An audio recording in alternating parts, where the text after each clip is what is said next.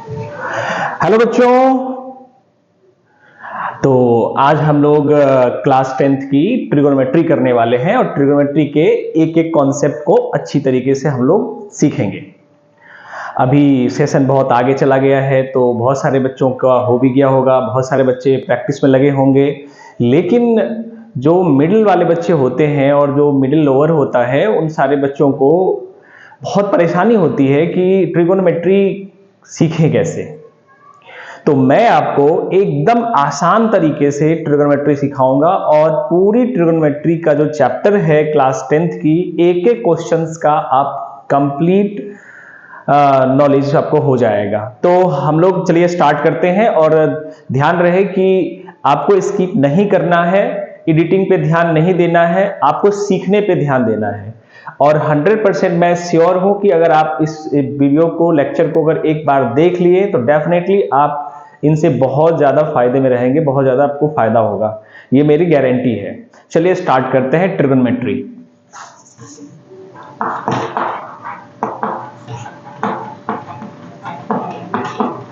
Trigonometry चलिए मैं इसके बहुत सारे, सबसे पहले बहुत इंपॉर्टेंट बेसिक से चलता हूं और आपको मैं समझाने का प्रयास करता हूं कि ट्रिगोनोमेट्री होता क्या है।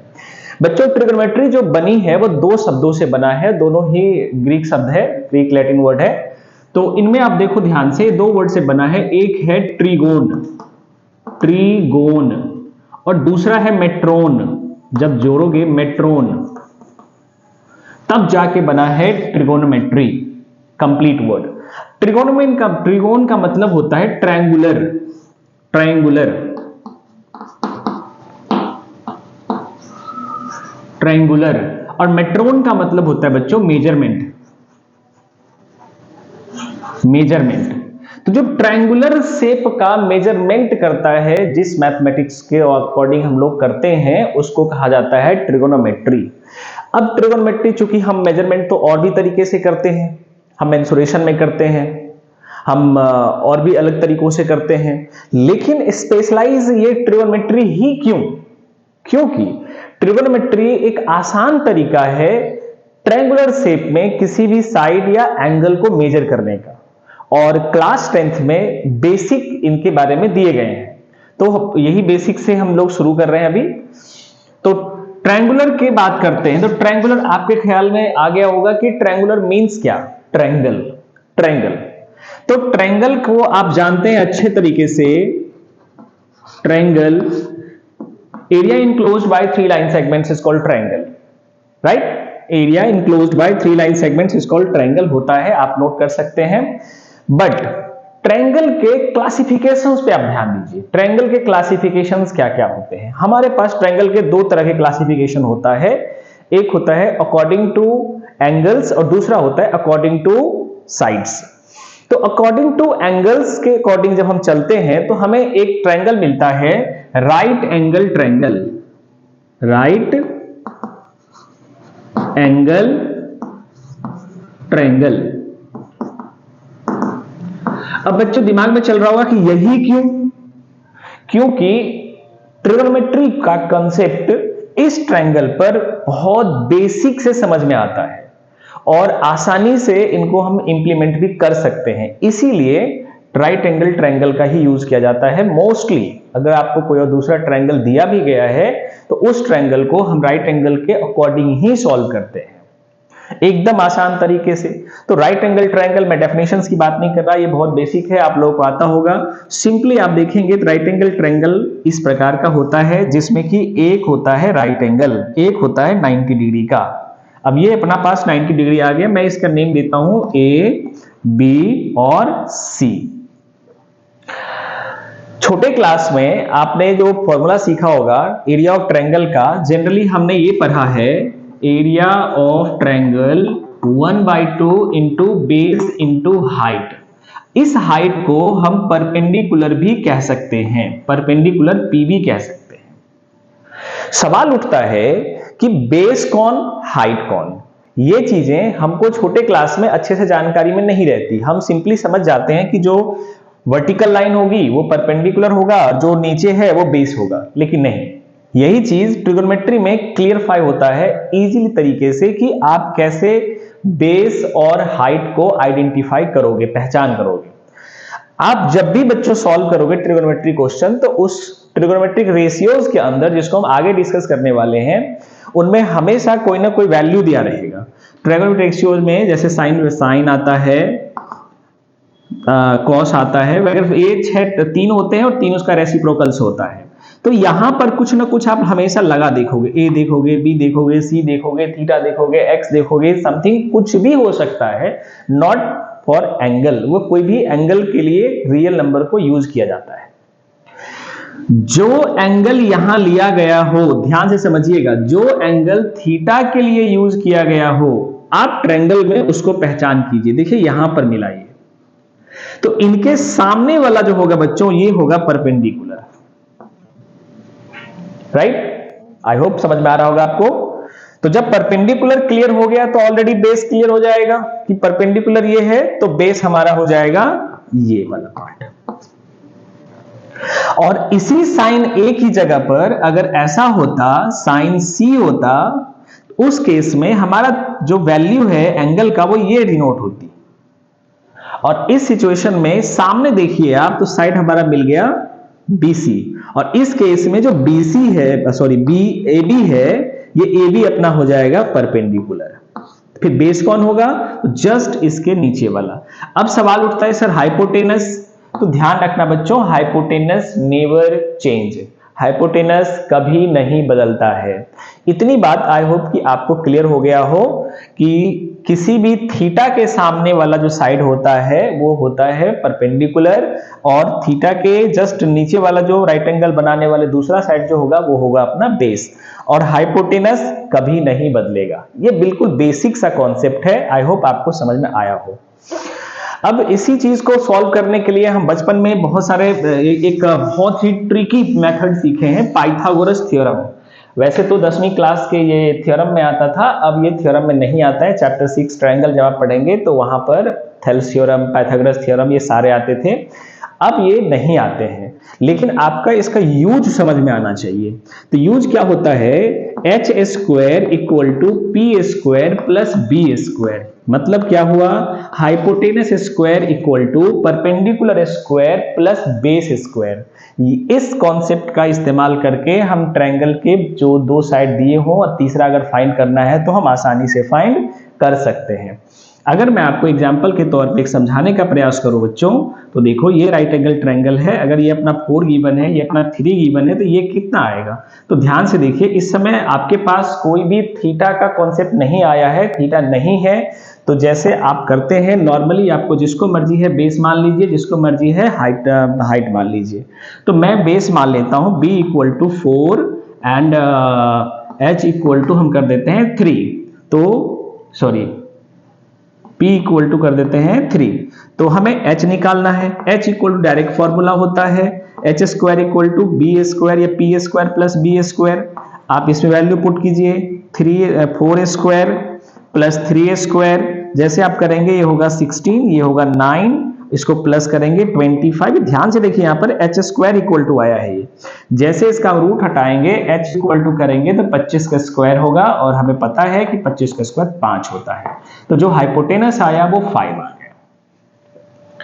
क्लियर है? आई होप कि आपको ये समझ में आ रहा हो बिल्कुल आसान तरीका से। चलिए अब हम ट्रिगोनोमेट्रिक रेशियोज के बारे में समझते हैं, और ट्रिगोनोमेट्रिक रेशियोज को राइट एंगल ट्रायंगल के साथ में रिलेट करते हैं। कैसे वो रिलेट होता है, किस प्रकार से हम उनको सॉल्व करेंगे। चलिए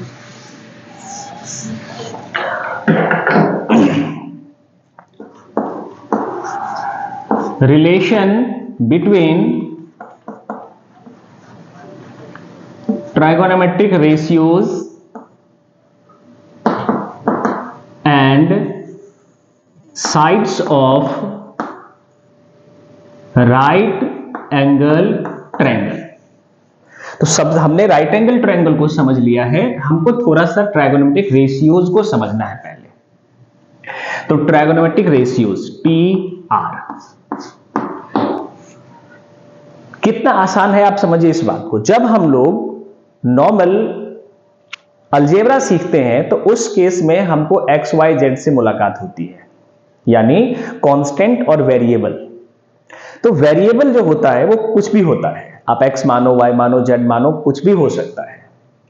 तो ऐसे सिचुएशंस में हम श्योर होते हैं कि कुछ ना कुछ तो यहां पे होगा ही होगा, लेकिन क्या होगा पता नहीं। जैसे आप बचपन में क्वेश्चन सॉल्व किए होंगे, तो वैसे भी आप 10वीं क्लास में इक्वेशंस वगैरह सॉल्व करते होंगे तो लिखते होंगे let required equal to x, let required speed of the train equal to x, uniform speed equal to x y z, something like that. आप कुछ भी मानते होंगे, लेकिन ट्रिगोनोमेट्री में ऐसा नहीं है। ट्रिगोनोमेट्री में बिल्कुल फिक्स है, आपको याद रखना पड़ेगा, और कितना आसान है आपको समझ में आएगा। वहां पे फिक्स है, वहां फिक्स नहीं है, लेकिन यहां फिक्स है। ट्रिगोनोमेट्री रेशियोज मेनली 3 टाइप के होते हैं। कौन कौन? तो साइन, वैसे बच्चों इसका पूरा नाम साइन है और इनको एब्रिविएट किया जाता है साइन के द्वारा, साइन। दूसरा कॉस, जिसको कोसाइन कहते हैं, लेकिन इनको एब्रिविएट किया जाता है कॉस के द्वारा। और एक होता है टेंजेंट, वही टेंजेंट जो आप सर्कल में पढ़े होंगे, है ना, A line touches the circle is called tangent, ये वही वाला tangent है। इसको हम सिंपली लिखेंगे 10, एब्रिविएट करेंगे। बट अभी इस तीनों का कोई भी मतलब नहीं बनता है जब तक कि इनके साथ कोई रियल नंबर ना आ जाए, थीटा ना आ जाए, एक्स ना आ जाए, समथिंग, कुछ भी। अब इनका एक एक्चुअल वैल्यू है, अब ये मैथमेटिकल टूल बन गया जिसे हम कहेंगे ट्रिगोनोमेट्रिक रेशियो। तो ये है ट्रिगोनोमेट्रिक रेशियोज 3, और 3 होते हैं इनके रेसिप्रोकल्स। ध्यान रखिएगा, 3 जो मेन है और इन तीनों के रेसिप्रोकल्स। तो रेसिप्रोकल्स कौन होंगे?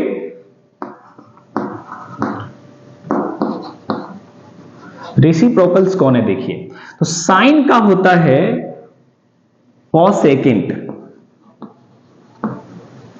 जिसको हम बोलते हैं कोसेक।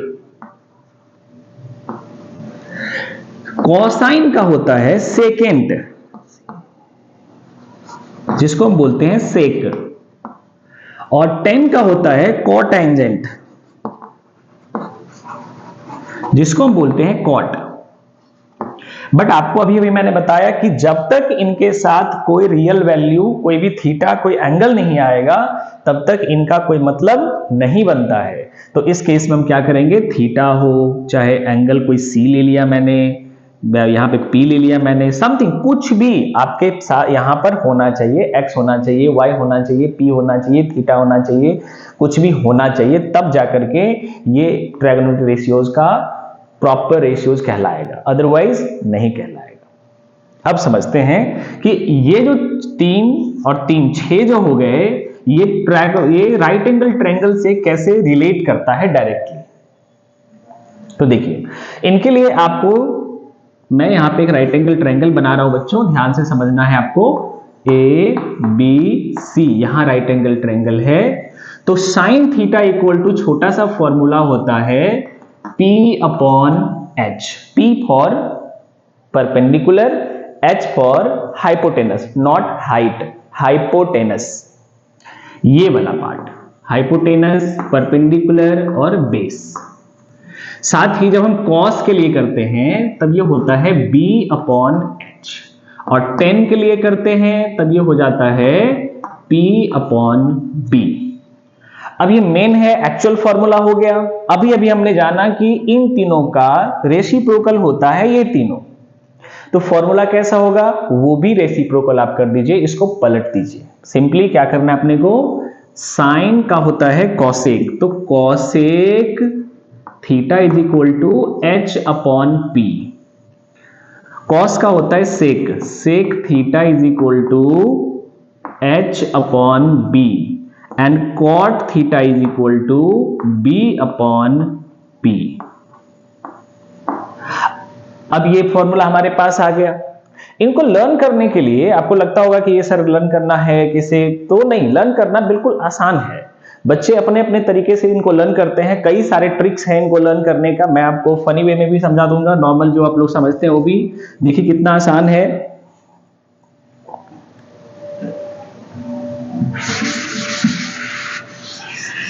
मैं सिंपली यहां पे 3 बॉक्सेस बनाता हूं। देखिए, ये एक बॉक्सेस इधर बन गया है एक मैं ऊपर बना लिया और एक और नीचे, मतलब मैंने टोटल कुल मिला के बनाया है कितने बॉक्सेस बच्चों? 3, 1 2 3। इसमें मैं साइन को लेता हूं, कॉस को और टेन। साथ ही रेसिप्रोकल को नीचे ले लेते हैं। रेसिप्रोकल क्या है अपना? रेसिप्रोकल आप चाहें तो यहीं भी लिख लीजिए, उल्टा कर देना है आपको, ठीक है? तो यहां लिख लेते हैं हम लोग कोसेक,